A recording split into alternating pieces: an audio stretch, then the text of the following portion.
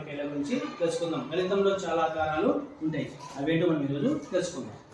ఇవన్నీ చూడండి, గణితంలో జియోమెట్రికల్ షేప్స్ అంటారు వీటిని ఇంగ్లీష్లో.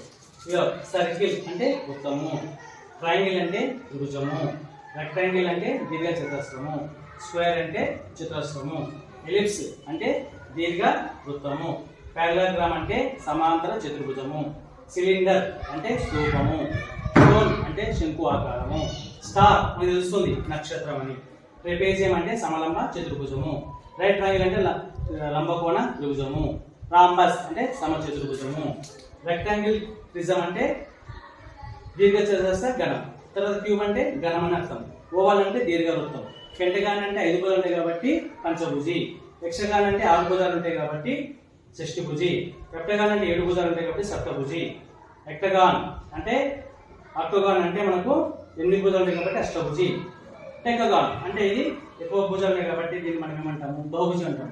ఇట్లా 20 ఆకారాలు మన గణితంలో ఉన్నాయి. ఇవన్నీ మనం తెలుసుకునే ప్రయత్నం చేద్దాం. ఓకేనా?